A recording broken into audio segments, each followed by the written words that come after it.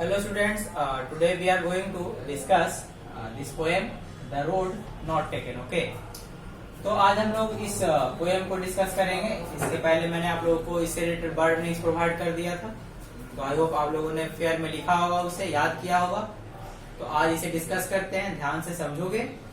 तो मैं दिखाता हूँ आपको पोएम का ओवरव्यू, एक बार दिखाता हूँ। जैसे देखो यहाँ न्यू बिगिनिंग से तो आपको पिछले लेक्चर मैंने बता दिया था, तो ये भी आपको बता दिया था। आई होप आप लोग ट्राई किए होंगे। तो चलो रीडिंग सेक्शन पे हम लोग आते हैं। सबसे पहले रीडिंग सेक्शन क्या है? रीडिंग सेक्शन हमारा ये है, many of us spend a large part of our lives following the path we are asked to or expected to follow, but there are times where we find ourselves at crossroads. Read this poem in which the speaker muses over a difficult choice he has to make. देखो क्या कहा जा रहा है, हमारे life में ऐसे बहुत सारे एक्सपीरियंस होते हैं, ठीक ना। Many of us have spent a large part of our lives following the path we are asked to expected to follow. देखो हमारे जीवन में बहुत सारा ऐसा चुनौती आता है, ठीक ना, जिसमें हम लोगों को यह चुनना रहता है कि कौन सा सही रास्ता है, कौन सा गलत है, कौन से रास्ते पे हमें चलना चाहिए, कौन किस पर नहीं चलना चाहिए, ठीक है। अब देखो, but there are times when we find ourselves at crossroads. Read this poem. आप इस पोएम को पढ़ेंगे, इस पोएम में जिसमें क्या स्पीकर ने बताया है, अपने एक्सपीरियंस को शेयर किया है कि डिफिकल्ट चॉइस ही हैज टू मेक, कि लेकिन हम लोगों को क्या करना चाहिए, हमेशा डिफिकल्ट चॉइस को चुनना चाहिए, क्योंकि डिफिकल्ट चॉइस से क्या होता है ना, हम लोगों को एक एक्सपीरियंस मिलता है, कुछ सीखने को मिलता है। तो चलो स्टार्ट करते हैं, देखते हैं इस पोएम का। स्टार्टिंग करेंगे हम लोग। तो इसमें टोटल देखो 1 2 3 और 4, टोटल 4 स्टैंडा है। But today we are going to discuss only 2 stanzas. That means आज हम लोग डिस्कस करने जा रहे हैं, सिर्फ 2 स्टैंडा का डिस्कशन करेंगे। That means 2 2 4 5 10 lines. Okay, only today we are going to discuss 10 lines of this poem. आज हम लोग केवल 10 लाइन डिस्कस करेंगे और बाकी का जो रिमेनिंग अगले लेक्चर में किया जाएगा। तो चलो स्टार्ट करते हैं, समझाता हूँ। पहले इसके देखो पोएट कौन है, वो पोएट पे दिखा देता हूँ। पोएट का नाम है रॉबर्ट फ्रॉस्ट, ठीक है। ये एक अमेरिकन पोएट थे, जिनका जन्म हुआ था 1874 में, दैट मीन्स 1874 to 1963। ओके, तो अमेरिकन पोएट थे। For his realistic depiction of a wide range of human experiences mostly set against the backdrop of New England in the early 20th century। देखो इन्होंने अपने एक्सपीरियंस पे आधारित बहुत सारे ऐसे सेट्स तैयार किए हैं, पोएम से या स्टोरी से रिलेटेड, ह्यूमन से एक्सपीरियंस से रिलेटेड बहुत सारे स्टोरी और पोएम तैयार किए हैं, जिसमें कि देखो, जिसमें ह्यूमन एक्सपीरियंस के बारे में वो लिखते हैं, ठीक है। Against the backdrop of England in the early 20th century he had the honor of receiving 4 Pulitzer Prize for poetry। इन्हें बहुत सारे अवार्ड भी मिल चुके थे, जैसे पुलित्जर पुरस्कार जो होता है इन्हें मिल चुका था, पोएट्री के लिए मिल चुका था। Some of his famous poems are the road not taken. जैसे इनके कुछ फेमस पोएम्स हैं जो कि हम लोग आज पढ़ रहे हैं, ठीक है। वो कौन है? The road not taken, stopping by woods on a snowy evening, ये भी एक इंटरेस्टिंग पोएम है, ठीक ना। Mending wall and fire and ice. तो कहीं ना कहीं ये एक फेमस पोएट थे, और जवाहरलाल नेहरू के समय भी इनका एक बहुत ही अपना एक प्रख्यात था। उस समय तो बहुत सारे पोएट्स थे, जिनमें कि ये भी एक फेमस थे, जवाहरलाल नेहरू के करीबी थे ये, ठीक है। तो रॉबर्ट फ्रॉस्ट के द्वारा ये लिखा गया है, द रोड नॉट टेकन। तो हम लोग पढ़ते हैं, सीखते हैं इनसे, कुछ अपने एक्सपीरियंस के बारे में बताएं इस पोएम में, कि इनको एक्सपीरियंस क्या चीज से हुआ और कैसे हुआ, ठीक ना। तो चलो देखो, स्टार्ट करता हूँ यहाँ से। 2 roads diverged in a yellow wood, and sorry I could not travel both, and be one traveler long I stood। देखो इसका पोएम का राइमिंग क्या है वो पकड़ो पहले, ठीक है। 2 roads diverged in a yellow wood, and sorry I could not travel both, and be one traveler long I stood, and looked down one as far as I could, ठीक है, to where it went in the ground growth। अब देखो इसका rhyming कैसे हो रहा है। यहाँ उड बोला मैंने, यहाँ क्या बोला? स्टूड बोला ना। यहाँ उड स्टूड, ठीक ना, और कुड, उड स्टूड और कुड, यहाँ बोथ और ग्रोथ। तो राइमिंग कैसे बैठ रहा है? यहाँ उड स्टूड और कुड, बोथ और ग्रोथ। तो हम ऐसे राइमिंग के जरिए ऐसे बोल सकते हैं, इसको ए इसको अगर मान लें तो इसको क्या हो जाएगा, बी बी माना जा सकता है। That means creation, this is the creation of rhyming. कि राइमिंग आप कैसे क्रिएट करते हो, उसका एक पार्टिकुलर अल्फाबेटिकल ऑर्डर कैसे दे सकते हो। तो वुड, स्टूड और वुड को मैंने ए दिया और इसको बोथ और ग्रोथ को बी दिया। तो ये राइमिंग हमारा क्या हो गया, ए बी ए बी। ठीक है, ये हमारा राइमिंग हो गया। ओके, तो चलो इसका हिंदी में समझाता हूँ। Two roads diverge in yellow road and sorry I could not travel both. देखो नरेटर क्या कह रहे हैं ना, नरेटर जब एक घूमते घूमते एक जंगल में पहुंचते हैं, जो नरेटर है रॉबर्ट फ्रॉस्ट, एक जंगल में पहुंचते हैं और वहां से इनको एक दो डाइवर्ज रास्ता दिखता है। मतलब एक, जैसे मैं यहाँ खड़ा हूँ और मुझे टू वेज दिख रहे हैं, डिफरेंट वेज दिख रहे हैं, एक इधर और एक इधर। अब ये नरेटर क्या करते हैं, and be one traveller long I stood. और जैसे हम एक इंसान है, नरेटर तो एक ही है, ठीक है, एक ही इंसान है, तो अब एक आदमी तो एक ही पाथ पे चल सकता है ना, एक आदमी एक साथ दोनों पाथ पे तो नहीं चल सकता है। तो अब यहाँ पे उनको चुनना था कि मैं कौन से रोड पर जाऊं। ठीक है, अब वहां पे दो रास्ते हैं, दोनों तरफ इस पे जाऊं या फिर इस पे जाऊं। ठीक है, and look down one as far as I could to where I bent in the undergrowth. देखो क्या कर रहा है, और बहुत नेटर जो है और बहुत लंबे समय तक और लंबे दूर तक देखते रहते हैं कि आखिर ये रास्ता खत्म कहाँ हो रहा है और ये रास्ता कहाँ खत्म हो रहा है। ठीक है, there are two ways. Okay, तो पोएट देखते हैं कि ये रास्ता कहाँ तक जा रहा है, खत्म हो रहा है। क्योंकि देखो जब आप कहीं रहते हो तो बहुत दूर तक देखने की कोशिश करते हो कि ज्यादा से ज्यादा व्यू हमें मिल सके। ठीक है, तो ये भी पोएट भी देख रहे हैं कि एक इधर रास्ता है और एक इधर है, तो मैं किधर जाऊं। ठीक है, तो ये लंबा देख रहे हैं कि किधर जाना चाहिए। ठीक है, इधर या इस रास्ते में।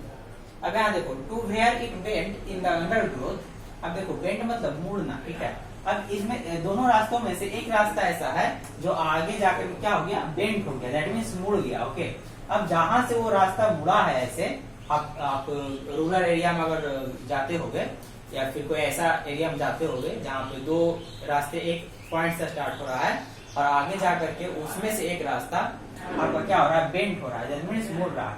तो where to it bent in the undergrowth, और उसमें से जो रास्ता है आगे जाके क्या हो गया, मुड़ जाता है। ठीक ना, तो मुड़ने के बाद क्या है, जैसे यहाँ से स्टार्टिंग हुआ ऐसे मुड़ गया। ठीक है, आगे जा रहा है रास्ता, तो उसमें जो मुड़ा जंगल है, क्योंकि वहां तो पूरा पेड़ एकदम साफ नहीं है। अंडरग्रोथ मतलब नीचे दिखाता हूँ, बुशेस, श्रब्स और जितने भी झाड़ियां रहते हैं उससे क्या हो जाता है, रास्ता कवर हो जाता है, तो आएगा तो दिखेगा नहीं ना, व्यू नहीं मिल पाएगा। जहां तक गया वहीं तक ऐसे बेंड हो गया।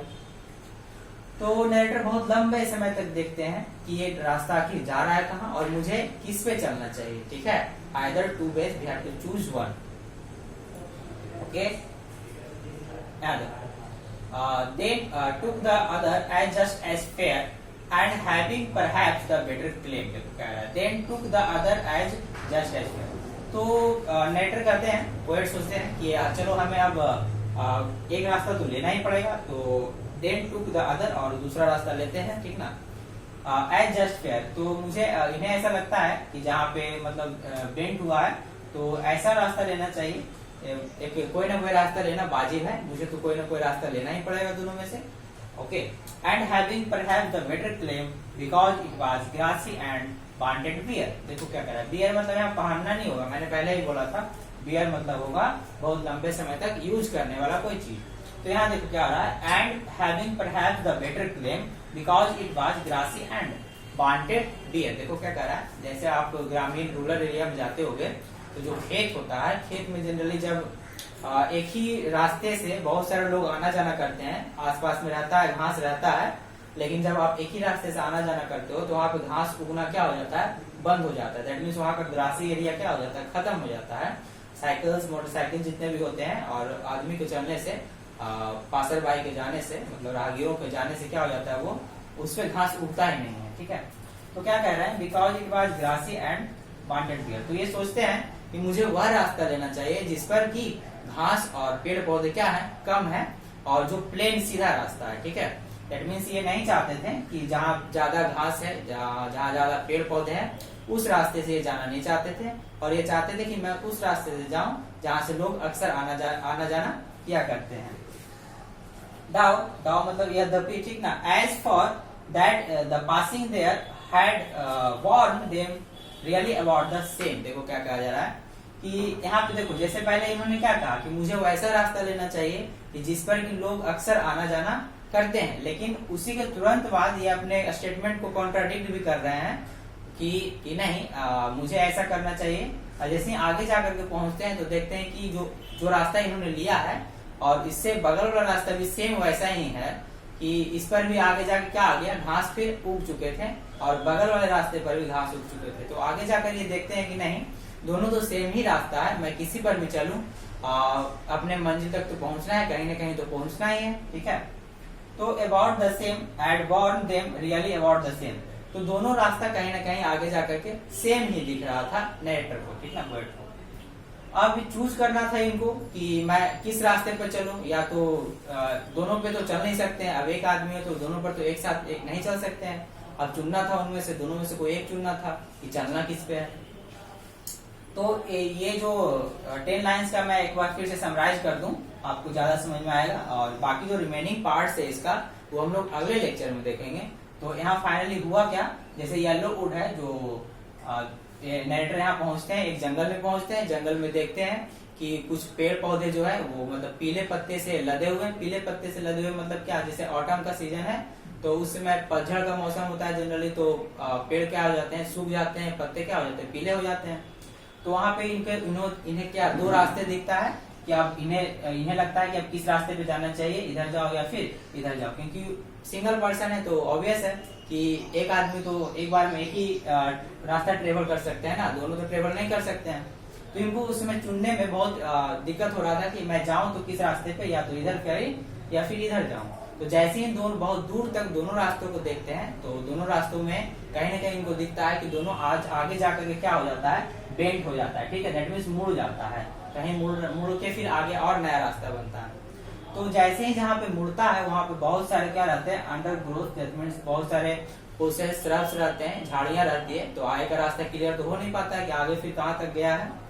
तो ऑब्वियस है कि उन दोनों रास्तों में से कोई ना कोई एक रास्ता तो चुनना ही था, तो उन्होंने एक रास्ता चुना, वैसा रास्ता चुना जिस पर कि लोग बहुत आना जाना करते हैं। जैसे आप रूरल एरिया में तो ऑब्वियस है, आप गए होगे तो देखोगे कि खेत में जब आदमी उस एरिया में ज्यादा चलते हैं तो वहाँ पे पेड़ पौधे क्या होते हैं, उगना कम हो जाते हैं, अपने आप जैसे एक पाथ बन जाता है, रास्ता बन जाता है। तो वो रास्ता चुने कि चलो हमें इस पर ही चलना चाहिए जहाँ पे लोग अक्सर आना जाना करते हैं, लेकिन बाद में क्या करते हैं, अपने स्टेटमेंट को कॉन्ट्राडिक्ट करते हैं कि नहीं, जिस रास्ते पे मैंने स्टार्ट किया चलना, लास्टली फिर तो वही सेम ही तो है, दोनों सेम है, एक जैसा है और दोनों में कोई डिफरेंस नहीं है। तो अब हम लोग नेक्स्ट लेक्चर में देखेंगे कि आखिर अब पोएट के साथ क्या होता है, कुछ डिफरेंस होता है भी या नहीं, या ये अपने मंजिल तक पहुंचते हैं, या फिर क्या होता है पोएट के साथ, आगे जाते हैं कि पीछे लौट जाते हैं। तो पोएट अपने एक्सपीरियंस के बारे में बताए इसमें कि अपने एक्सपीरियंस को एक कविता का रूप दिए हैं। तो आई होप आप लोगों को अच्छा लगा होगा ये पोएम, आप लोग इसे वीडियो पॉज करके बार बार सुनोगे। तो बाकी का ये जो रिमेनिंग पार्ट्स है ना, हम लोग नेक्स्ट लेक्चर में करेंगे। पहले आप इतना समझो और आप भी दिमाग लगाओ, इतना दूर तक आप भी हिंदी करो, सोचो कि आखिर आगे अब क्या होता है, कि आप जैसे दोनों रास्ते में से अब कौन रास्ता फाइनली डिसाइड करते हैं पोएट। ओके, तो अब मिलते हैं हम लोग नेक्स्ट लेक्चर में इसके रिमेनिंग पार्ट्स के साथ। Thank you so much.